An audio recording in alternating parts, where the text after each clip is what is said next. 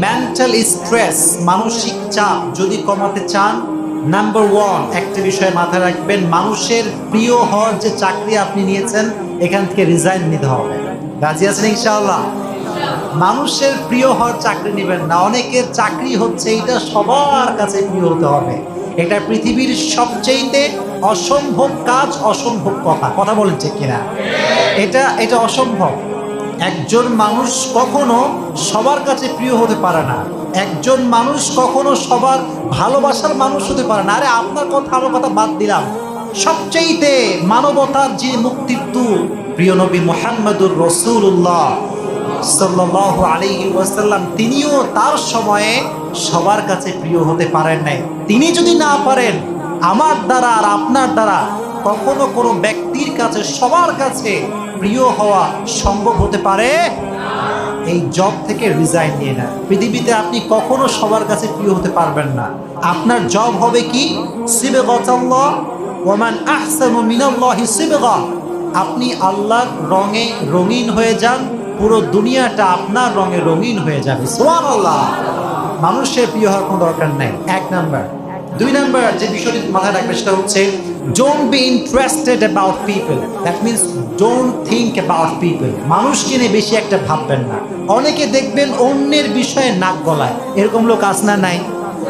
যখনই অন্যের বিষয়ে নাক গলাবার চিন্তা ভাবনা আপনার মাথায় আসবে, তখন কম্পেয়ার করার যে ব্যাপারটা এটা ভেতরে কাজ করবে। দ্যাট মিনস আপনি ভাববেন কিরে, অমুকের 10তলা বাড়ি, আমার বাড়ি তো 1তলা, অমুকের R15 আর আমার ঢের।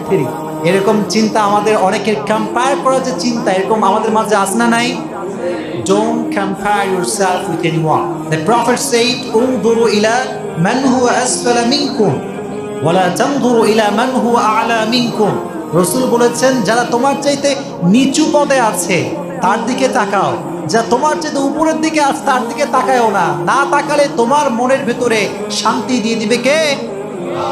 এজন্য সবসময় 10তলা বিল্ডিং এর দিকে তাকাবেন না। মাঝে মাঝে যেই বাসার টিন ফুটা পানি পড়ে ওই বাসার দিকেও মাঝে মাঝে তাকাবেন। দেখবেন যে আপনার ভেতরে যে মানসিক চাপটা এটা দূর হয়ে যাবে। রাজি আছেন তো ইনশাআল্লাহ?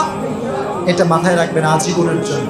3 number, perform your responsibilities as much you can do and don't take that responsibility which is totally out of your capacity. আপনার যে দায়িত্ব এটা পালন করেন, নিজের দায়িত্বের বাইরে একদম আকাশ জমিন বোঝা করে অনেকে দেখবেন মানে সাথে সাথে দায়িত্ব নেয়।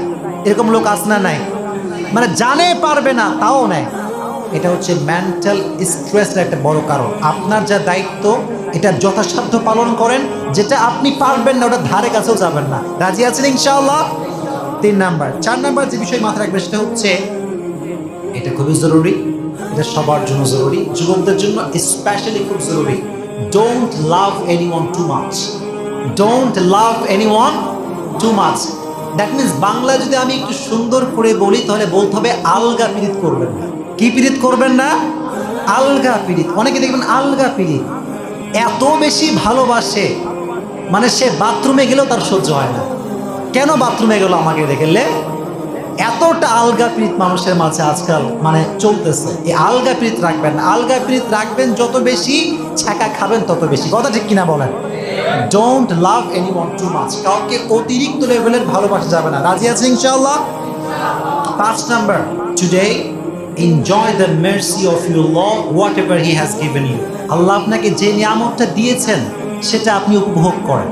and don't think about your future. আগে কি হবে, সামনে কি হবে, আগামীকাল কি খাবো, কি পরবো, এই নিয়ে দুশ্চিন্তা করে এরকম লোক সমাজে আছে না নাই? আপনি যদি আজকে রাসূলের হাদিস শুনেন, রাসূল কারীম সাল্লাল্লাহু আলাইহি ওয়াসাল্লাম বলছেন, কিরে বাবা তুমি কালকে নিয়ে কেন ভাবো, কাল কি খাবা এটা কেন ভাবো? আজ যদি মরে যাও, আগামীকাল যে নামাজ পড়তে পারবা না, তোমার কি আগামীকালের নামাজের হিসাব আজ মরে গেলে নেওয়া হবে?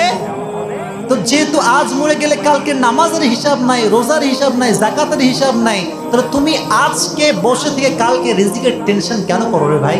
Don't think about your tomorrow, don't think about your future. Today whatever you have, the mercy of your Lord, just try to enjoy. আল্লাহ আপনাকে যা দিয়েছে, যে নিয়ামত দিয়েছেন, এটা উপভোগ করবেন। আগামীকাল কি খাবো, কি পরবো, কি হবে, ছাগা খাবো কি খাবো না, এগুলো নিয়ে ভাবা যাবে না। রাজি আছেন ইনশাআল্লাহ?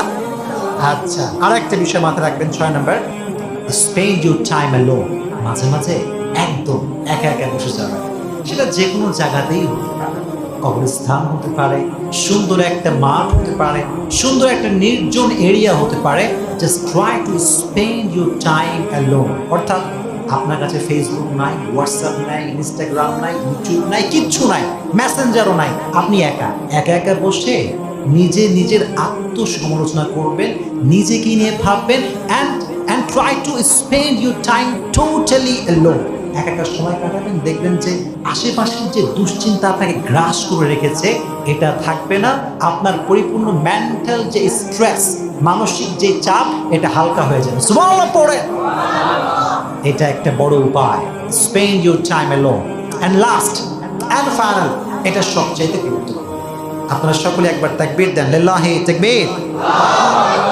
জীবনে যত বিপদই আসুক, যত কষ্টই আসুক, যত স্ট্রাগল আসুক, যত বড়ই বিপদ হোক না কেন, just try to take it easy, just try to take it easy. যে বলে না, প্যারা নাই চিল, কোনো প্যারা নেওয়া যাবে না। আসছে ঠিক আছে, কষ্ট ঠিক আছে। আমি বারবার বলি না যে কষ্ট যখন আসবে তখন মুচকি হাসবেন, কারণ কষ্ট এখন আছে মানে আগামীতে সুখ আছে। সুবহানাল্লাহ। You have to take it easy, you have to make it easy. আমি সবসময় এই আমলটা করি, সবসময় এই আমলটা করি। আমার আব্বা আম্মা এটা করতে পারে না। আমার আব্বা আম্মা কয়, কিরে তোর বিরুদ্ধে হয়েছে, ভিডিও বানাইছে দেখলাম, শেষ। আমি বললাম কি হয়েছে? বানাইছে মানে তোমার বেটা মনে করো আরো 10 গুণ বড় সেলিব্রিটি হয়ে গেল। কথা ঠিক কিনা বলেন? বিরুদ্ধে বানাই কোনো লাভ নাই, কোনো লাভ নাই। আমি হাসি। আমার বাপ প্রথমের দিকে এটা হিসাব মিলাতে পারতো না। কি রে, মানুষ ওর বিরুদ্ধে ভিডিও বানায়, ওর অমুক ভিডিও কাট, তমুক ভিডিও কাট, হাতে কানবে, হাতে হাসে কেন? আমি বলি আব্বা, just try to take it easy, just try to take it. সহজ করে না। আপনার টেনশন করলেও আপনি আজকে হায়াত শেষে মরে যাবেন, না হলেও মরবেন নিশ্চিত। টেনশন করে হলেও মরবেন, না করে হলেও মরবেন। যতক্ষণ বেঁচে আছেন সুন্দর করে বেঁচে থাকেন। সুবহানাল্লাহ পড়েন, ভালো করে বাঁচা, প্যারানোর কোনো কারণ নাই। You have to take it easy and make it easy. যা আসবে লাইফে সহজ করে নেবেন। রাজি আছেন ইনশাআল্লাহ? সব কিছুতে গুরুত্ব দিবেন না প্রিয় ভাইয়েরা। অনেকে মানুষের একটা কথা শুনে জীবন যেমন এক করে ফেলে। এরকম লোক আছে না নাই? অমুকে আমারে কেন এইটা বললো, হেদরে ধরার কিন্তু ক্ষমতা কিচ্ছু নাই।